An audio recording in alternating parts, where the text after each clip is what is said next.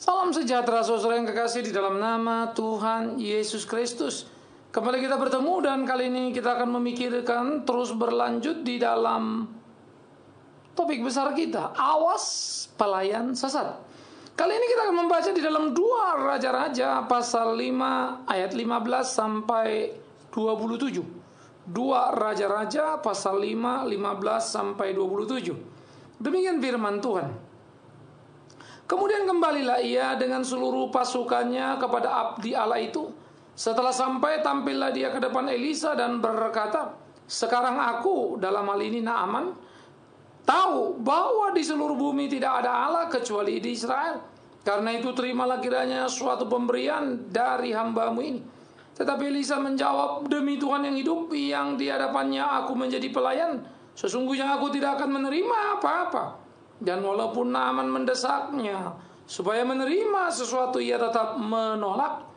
Akhirnya berkatalah Naaman, "Jikalau demikian, biarlah diberikan kepada hambamu ini tanah sebanyak muatan sepasang bagal. Sebab hambamu ini tidak lagi akan mempersembahkan korban bakaran atau korban sembelian kepada Allah lain, kecuali kepada Tuhan. Dan kiranya Tuhan mengampuni hambamu ini dalam perkara yang berikut.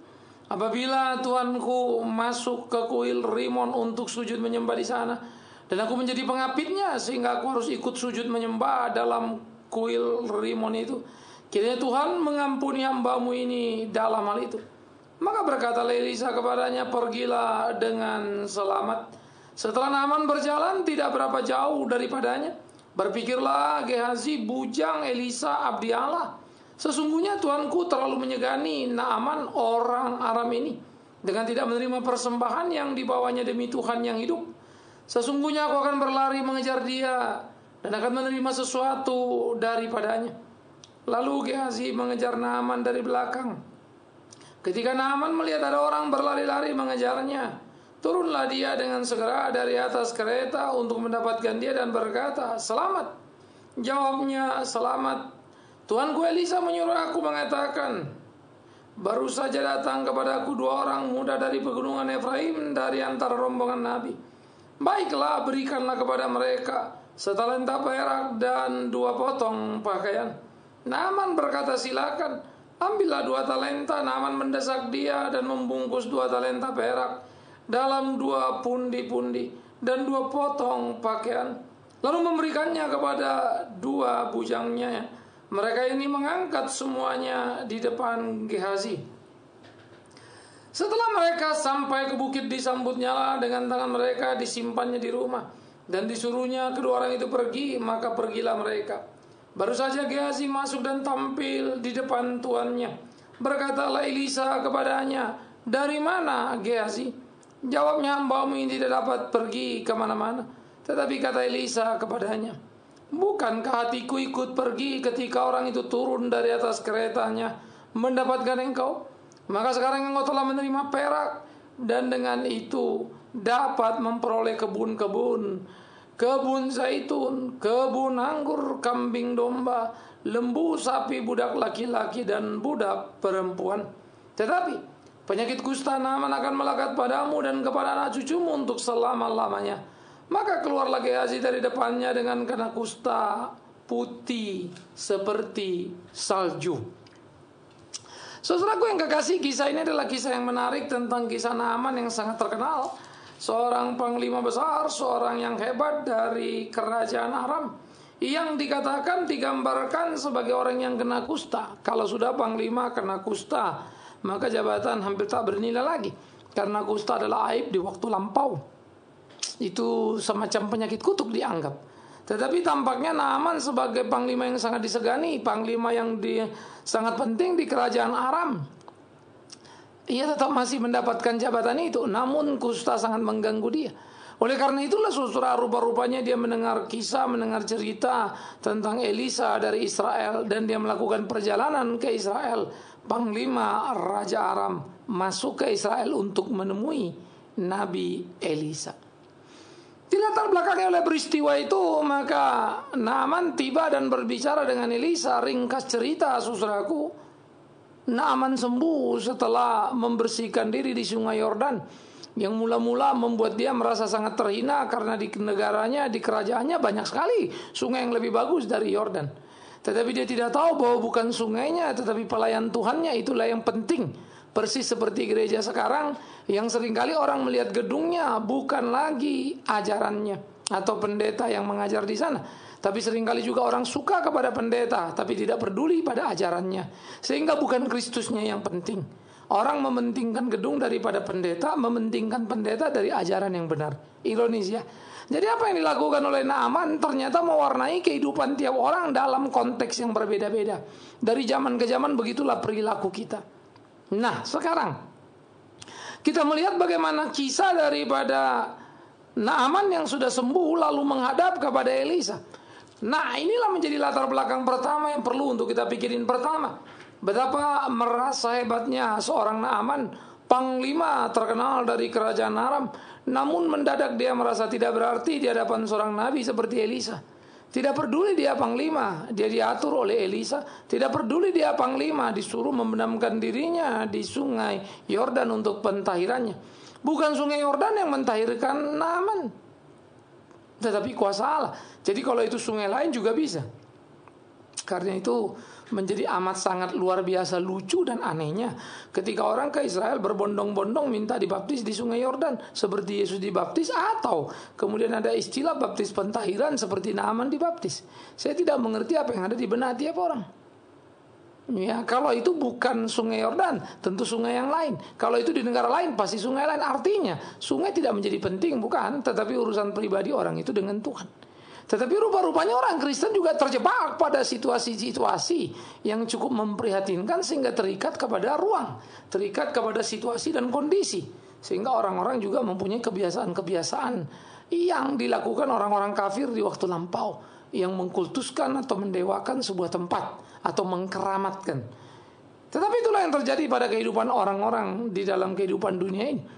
Ya, oleh karena itu saudara yang kekasih, apa yang dilakukan oleh Naaman bukanlah soal apa dia masuk ke dalam sungai Yordannya, tapi bagaimana kemudian ada sebuah pengakuan yang dilakukan dengan menjalankan perintah dari Elisa. Pengakuan terhadap perintah tertinggi dari Elisa yang adalah Nabi Allah. Nah, oleh karena itu ketika Naaman sembuh, ia mengatakan satu kalimat yang sangat luar biasa. Tidak ada di kolong langit ini Allah kecuali di Israel. Maksudnya adalah bahwa terlalu banyak ilah-ilah di tempat lain yang tidak seperti Allah Israel. Allah Israel terlalu amat sangat luar biasa. Allah Israel amat sangat besar. Di Aram banyak dewa yang disembah, tetapi tidak pernah bisa memberi apa yang Tuhan beri kepada Naaman. Ya. Nah, ini yang menjadi menarik, saudara. Oleh karena itu cara Tuhan menangkap Naaman menjadi satu cara yang unik dalam kehidupan ini. Tetapi awas, sekali lagi awas. Ya, ada banyak juga tempat di mana penyembuhan bisa terjadi, mujizat bisa terjadi yang bukan Kristen, yang pergi ke dewa-dewa atau ke dukun-dukun. Nah, kalau Tuhan izinkan bisa saja. Tetapi tidak ada satupun apa di kolong langit ini yang bisa jadi tanpa seizin Tuhan. Nah, itu yang hebat.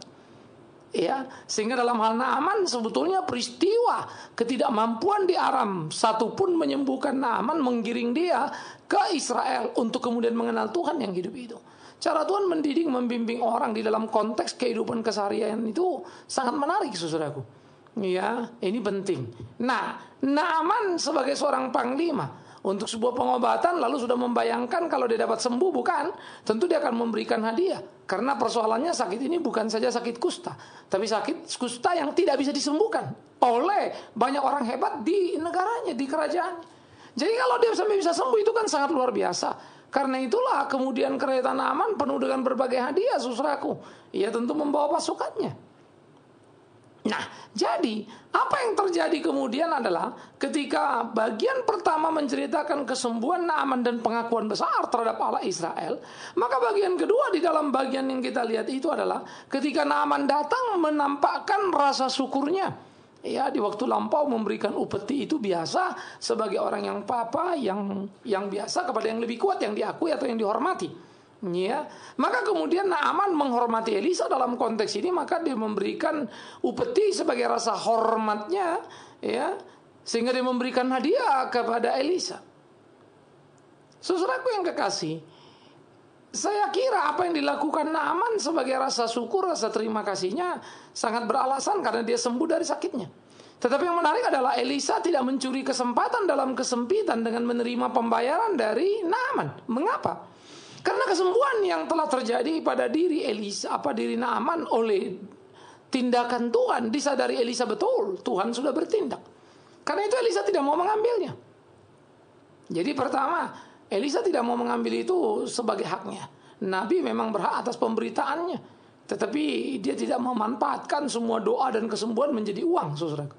Ini yang mengagumkan, yang punya apa dari seorang dari seorang Elisa, dari seorang nabi yang punya integritas. Tapi kalau nabi-nabi lain seperti yang sudah kita bicarakan sebelumnya, Zedekia, wah, pasti dia akan senang sekali dengan uang seperti itu. Dia akan menjual apapun, nubuatnya, doanya, semua akan dijadikan uang itu. Dan itulah kengerian di dalam hidup bergereja masa kini. Semua pun bisa jadi uang. Sehingga rasa syukur orang dimanfaatkan untuk memperkaya diri pribadi. Ini ironi-ironi yang terjadi dalam kehidupan di mana integritas tidak ada lagi. Sehingga saudaraku yang kekasih, Elisa menolak menunjukkan kelasnya. Elisa tidak mau menerima pemberian dari Naaman. Nah, ini menjadi sesuatu yang sangat luar biasa. Oleh karena itu, ini menjadi sesuatu yang penting untuk kita pelajari dalam hidup kita, menjadi pembelajaran betapa Tuhan menjalankan sebuah pekerjaan yang sangat luar biasa dalam kehidupan, sehingga kita digugat, dituntut dalam hidup kita untuk melakukan apa yang menjadi kehendak Tuhan. Dan kita tidak bisa hidup seenak kita mengambil keuntungan dari melayani Tuhan. Jadi prinsip pertama yang dilakukan Elisa adalah tidak menerima bayaran atas apa yang dikerjakan, karena Tuhan tahu memberi cuma-cuma. Kenapa Elisa harus ambil upahnya? Kalau karena pemberitaan Injil atau pemberitaan firman seorang nabi menerima, itu hanya untuk membiayai kehidupannya. Itu menjadi sebuah kelayakan bagi dia. Ya. Dan Tuhan pun memerintahkan supaya nabi-nabinya atau hamba-hambanya dipelihara, bukan? Tetapi tidak dalam konteks untuk menjadi super wah. Nah, ini harus dipahami dulu. Kebenaran itu terus berlaku, itu sebab nabi rasul kita nggak akan menemukan yang super wah kecuali ahli Taurat, imam kepala yang memang selalu hobi memperkaya dirinya dan ditegur oleh Tuhan Yesus. Ya, jadi itu sangat-sangat jelas sekali. Oleh karena itu dengan mata telanjang sebetulnya kehidupan, ukuran kebenaran itu mudah untuk dipahami. Karena bisa dilihat diukur pada tiap orang dalam kehidupan kelayakannya. Jadi Elisa tidak menerima, saudaraku. Yang kedua, Elisa juga mau menunjukkan betapa Allah Israel adalah Allah yang murah hati. Bukan Allah yang hitung-hitungan, bukan Allah yang mengambil keuntungan dari sebuah kesembuhan. No, Allah tidak seperti itu. Oleh karena itu cerminan seperti ini menjadi sangat penting. Kalau ada orang misalnya khotbah, pasang rate atau pasang tarif, lalu fasilitas tertentu, sama sekali tidak menggambarkan apakah Tuhan seperti itu, kan, bukan? Kalau kemudian ada orang hidup glamor, gayanya luar biasa, ada standar untuk mengundang misalnya ya, lu kok Tuhan apa ya seperti itu? Oke, 1001 alasan boleh dibangun, tetapi Tuhan meninggalkan surga mulia hanya untuk datang ke dunia hina ini. Masa kita membuat perjalanan sebaliknya dari dunia kita yang hina, mau masuk ke surga mulia sana, lalu kita mau mengangkat diri kita dengan berbagai fasilitas yang kita sebutkan tadi misalnya. Jadi kayak apa? Elisa tidak mau menerima itu. Ya, tidak mau menunjuk tidak mau seakan-akan membuat pernyataan bahwa Allah membutuhkan kehidupan dari seorang Naaman. No. Naaman mau diajar betapa Allah adalah Allah yang hidup, Allah yang luar biasa, dan betapa hamba Allah itu tidak gila uang, tidak menjadi mata duitan. Itu penting. Jadi Naaman pemberiannya ditolak oleh Elisa. Tidak, bawa saja kembali. Karena apa yang harus kulakukan memang itu harus kulakukan. Ya. Sehingga di dalam bagian seperti ini, saudaraku yang kekasih, kekaguman dari seorang Naaman terhadap Elisa menjadi sangat kagum. Ucapan Elisa yang mengatakan bahwa demi Tuhan yang hidup, yang di hadapannya aku menjadi pelayan, sesungguhnya aku tidak akan menerima apa-apa karena aku pelayan Tuhan dan melakukan apa yang Tuhan perintahkan. Bagaimana mungkin aku bisa mengambil keuntungan dari Tuhanku? Nah, jadi aspek pertama tadi kita mau mengatakan bagaimana Naaman Elisa tidak memanfaatkan kesempatan, dan kedua bagaimana dia mau menunjukkan bahwa memang dia tidak pantas untuk menerima itu karena dia adalah pelayan Tuhan dan kesembuhan adalah kemurahan dari Tuhan. Dan yang ketiga tentu sehingga dengan demikian Naaman bisa belajar arti dari sebuah kebenaran dalam sebuah konteks pelayanan. Itu menimbulkan respek tinggi dari seorang Naaman. Sampai kemudian dia berkata bahwa Tuhannya hanyalah Tuhannya Israel, bukan yang lainnya. Itu membuat respek tinggi pada seorang Naaman, sehingga dia berkata bahwa sampai-sampai ada ketakutan pada dirinya karena dia panglima harus mengawal raja. Lah kalau raja masuk ke kuil kan begitu ya, di kerajaan mereka, ke kuil Rimon dikatakannya, maka dia akan ikut kiranya Tuhan mengampuni dia. Karena dia tidak berdaya pada posisinya di situasi pada waktu itu. Ya. Sampai sedemikian rupa, saudara. Aku tidak akan menyembah dewa Rimon, tetapi memang aku akan pergi ke kuil Rimon karena panglima. Ini menarik juga ya. Tetapi ini mempunyai pergumulan-pergumulan panjang atau pembedahan yang lebih lanjut lagi. Mana boleh, mana tidak boleh, supaya jangan dapat digeneralisasi ya. Lalu kita memakai ayat itu untuk kepentingan kita. Nah, itu hati-hati juga. Kita kembali, maka apa yang dilakukan oleh Elisa sangat luar biasa, saudara. Sehingga penolakan Elisa menunjukkan integritas yang tinggi, menunjukkan Elisa sebagai seorang yang berkelas, punya nilai dalam kehidupan pelayanannya. Elisa bukanlah pelayan sesat yang mau memanfaatkan kemurahan Tuhan. Dia sadar betul dia hanya pelayan Tuhan. Tuhanlah yang melakukannya, segala kemuliaan untuk Tuhan, bukan untuk dirinya. Itu sebab menerima uang sama saja memuliakan diri. Artinya apa? Artinya ketika Naaman menganggap dia hebat, dia menerima ucapan hebat dan pengakuan dalam bentuk uang diterima dan dimakannya. Itu sama saja dia mengakui bahwa apa yang dikerjakan itu adalah kerjaan dia, bukan kerjaan Tuhan. Itu kan menakutkan, saudara. Semoga kita disadarkan selalu untuk mawas diri dalam kehidupan kita. Tidak terjebak dan kemudian tidak menjadi lupa diri terhadap kegairahan-kegairahan yang salah dalam hidup ini. Ya, ini penting. Nah, maka bagi kita belajar serius dari seorang Elisa, bagi saya ini satu inspirasi yang sangat luar biasa. Bagi saya ini menjadi suatu pembelajaran yang sangat penting. Bagaimana memahami apa yang menjadi kehendak Tuhan sehingga kita tidak menjadi sembarang dalam hidup ini. Ya, memang sekarang ini banyak keprihatinan terhadap pekerja-pekerja atau hamba-hamba Tuhan misalnya, yang gaya hidupnya nggak karu-karuan dan luar biasa, dan menyebut itu sebagai berkat Tuhan. Kadang-kadang ada ironi yang mengerikan, saudaraku yang kekasih. Saya selalu mengatakan kalau kita dapat berkat Tuhan yang banyak dan kita punya banyak, itu cuma pertanda kita tidak pernah membagikan berkat yang banyak, bukan? Kalau kita dapat berkat yang banyak, pasti banyak yang bisa kita bagikan, banyak yang bisa kita kerjakan. Nah, itu baru namanya betul. Kan sederhana-sederhana saja toh. Ya, sehingga kita tidak menjadi berhenti pada diri kita dong, harus kita bagikan ke yang lainnya. Nah, kita tinggal diri kita. Bagaimana kita menjalani atau melakoni itu? Apakah semua menumpuk pada diri kita? Itu kan jadi memalukan. Nah, diperlukan kejujuran di dalam hal seperti ini. Jujur adalah diri dan berani untuk mengakui kebenaran seutuhnya. Yang berikut, saudaraku yang kekasih, pada waktu kita memikirkan bagian-bagian seperti ini di dalam kehidupan kita, maka kita menemukan orang-orang seperti Elisa yang berintegritas, seorang pelayan yang tinggi, yang tahu bahwa hidupnya dipelihara Tuhan bukan hanya berdasarkan uang yang diterima. Ini mengagumkan. Sehingga tiap kita dituntut, digugat dalam hidup kita untuk hidup sesuai dengan kehendak Tuhan itu. Jadi hidup kita tidak mempermalukan Tuhan. Hidup kita tidak menjadi mata duitan. Aspek yang ketiga adalah belajar dari Gehazi. Apa yang dilakukan Gehazi menarik. Yang melayani Naaman adalah tuannya. Tetapi kemudian ketika dilihatnya tuannya tidak mengambil itu, dia memanfaatkan itu menjadi kesempatan. Sehingga Gehazi kemudian berlari menyusul Naaman dan rombongan dan memberitahukan bahwa ada seorang nabi baru turun, mereka butuh biaya. Lalu Elisa memberitahu supaya diberikan pada mereka saja.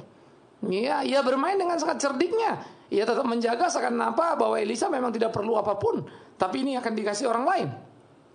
Saya kira ketika Naaman memandang itu, dia melihat sebuah peluang untuk tetap bisa berbuat baik, memberikan apa yang memang menurut dia pantas untuk diberikan. Sehingga dengan segera Naaman memberikan jumlah yang digambarkan bisa membeli kebun anggur, pohon zaitun, kambing domba dan seterusnya. Jadi saudaraku yang kekasih, jumlah yang begitu besar diambil oleh Gehazi mengatasnamakan Elisa dan untuk kepentingan orang lain. Hebat kan? Jadi sejak dulu kala di dalam kehidupan para nabi ada saja pelayan-pelayan modelnya seperti ini. Model Gehazi ini terus hidup ada di dalam gereja. Jadi dia mengambil keuntungan dari tuan yang dilayaninya, dalam hal ini Elisa. Padahal Elisa sendiri tidak pernah mengambil keuntungan dari tuan yang dilayaninya, dalam hal ini Tuhan, Allah itu. Jadi Elisa tidak pernah mengambil keuntungan dari pelayanannya. Tetapi sayang, Gehazi tidak bisa mengikuti apa yang sudah dilakukan Elisa. Dia mengambil keuntungan dari pelayanan Elisa. Jadi kalau misalnya hamba-hamba Tuhan ataupun mereka yang menyebut dirinya pelayan mengambil keuntungan, mereka mengambil keuntungan dari tuannya. Mirip, sama dengan Gehazi. Sehingga Gehazi dengan cepat, dengan segera memperkaya dirinya. Dia menjadi sangat kaya raya. Bisa beli kebun anggur, kebun zaitun, kambing domba dan seterusnya. Iya, karena di otak dia, di benak dia ternyata yang ada dagang itu, uang itu. Mengerikan, tapi itulah kenyataannya. Menakutkan, tapi dia tidak peduli dan sudah melakukannya. Gehazi mendapat keuntungan yang limpah, Gehazi mendapat keuntungan yang besar, luar biasa. Saudaraku yang kekasih. Kalau kemudian Gehazi pulang, tapi dia pikir Elisa tidak tahu. Tapi Elisa disertai oleh Ruh Tuhan dan mengatakan, ketika kau pergi, hatiku juga ikut kau. Aku tahu apa yang kau lakukan. Gehazi tidak bisa berbohong. Kau boleh bisa beli kebun anggur, kau bisa beli kebun zaitun, kambing domba, pergilah. Tetapi ingatlah ini. Karena apa yang kau lakukan, maka kustalah kau dan seisi rumahmu, anak cucumu. Maka kusta Naaman turun atas mereka.